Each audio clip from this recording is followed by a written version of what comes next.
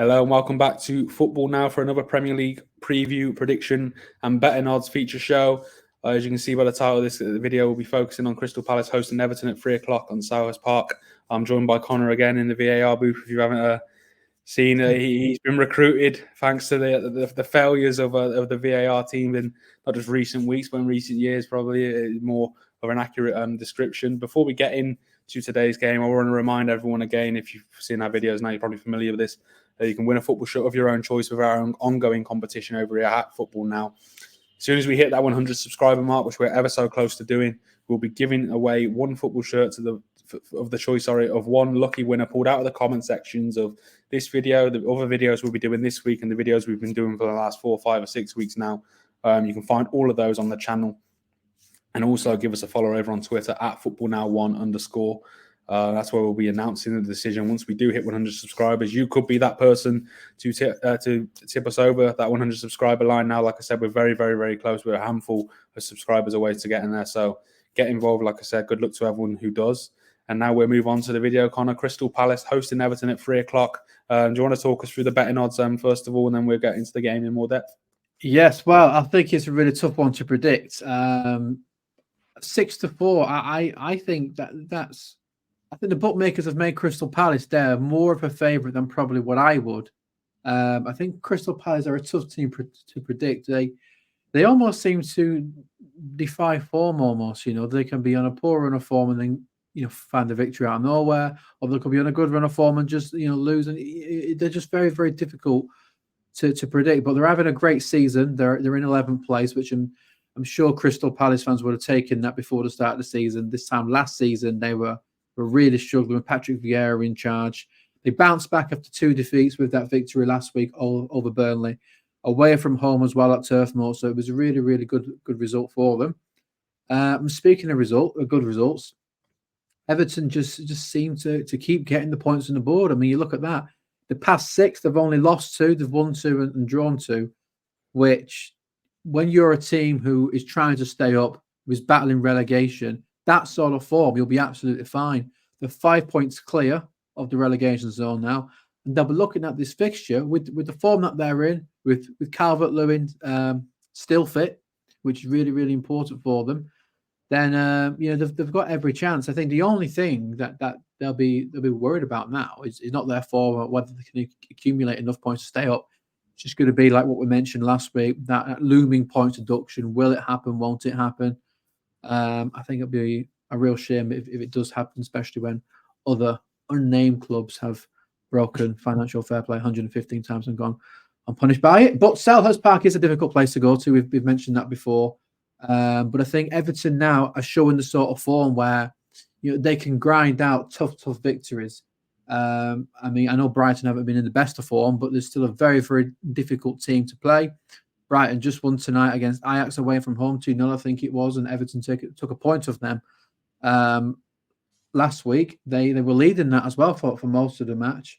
And then obviously before that, they beat Burnley 3-0. So they're in some really, really good form. So I wouldn't be comfortable going with the Crystal Palace win. I don't think there's enough value in there for me.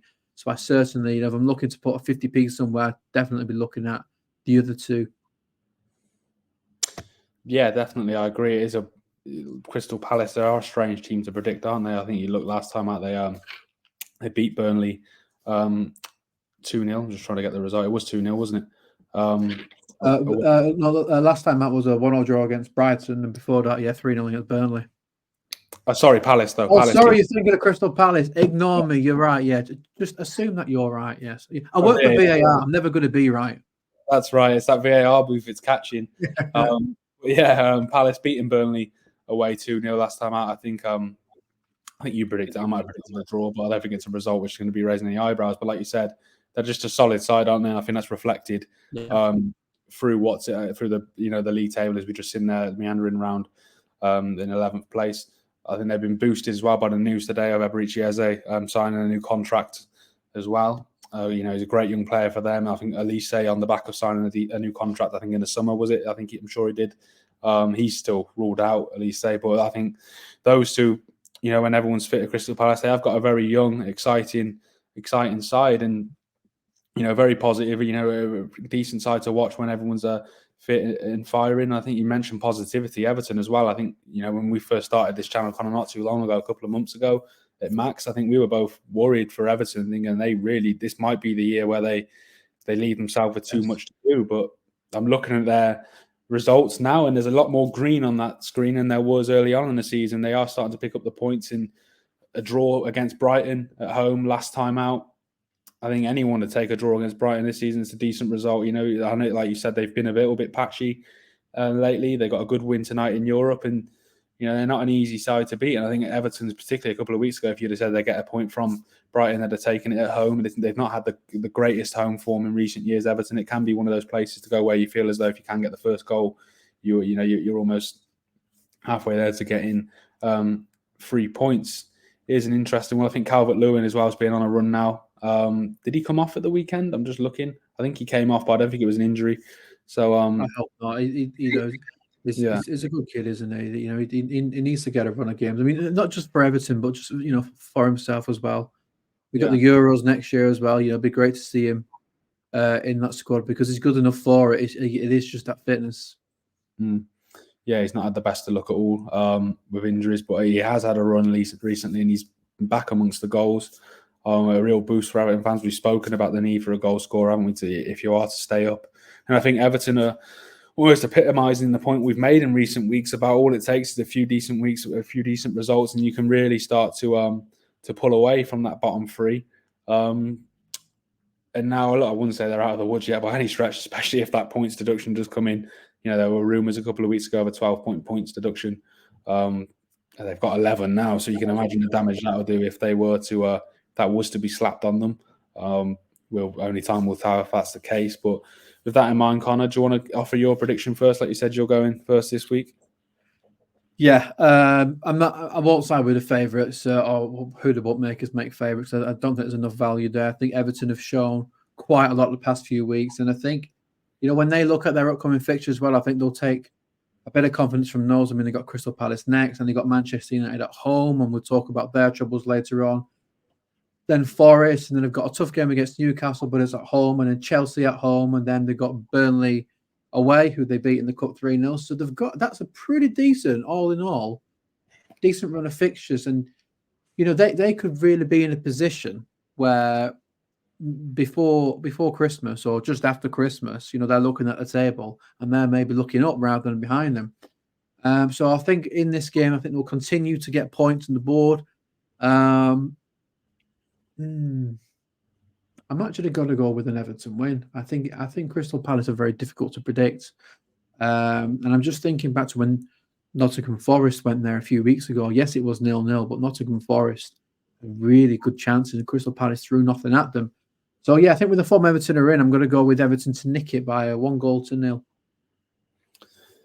Yeah, I can definitely see that. I think either result, Palace win, Everton win, or a draw wouldn't really surprise me. But for the sake of the head-to-head prediction, you can see that I'm going to go for a 1-0 Crystal Palace win. See if I can extend that gap over Connor. And I can see it's at 10 points. He clawed it back by a point last weekend. You get 3 points with the correct scoreline, 1 point for the correct result for anyone who hasn't seen our videos so far. So get involved yourself as well. We've mentioned the competition at the top of the video. Pulling out a winner out of the comment sections of all of our videos so far, not just this weekend, the ones we've done beforehand, up until we hit 100 subscribers. Last time we checked before we hit record, half an hour ago, 20 minutes ago, we were at 96 subscribers. We need 4 more. You could be that person that tips us over that line by the time you're watching this. So get involved. Like I said, subscribe. Follow our Twitter now as well, at footballnow1_. And that's where we'll be making the announcement, as I reminded everyone at the top of the video. So thank you for watching this video, Crystal Palace versus Everton. We'll be moving on to our next video. Check it out on the channel. We'll see you over there.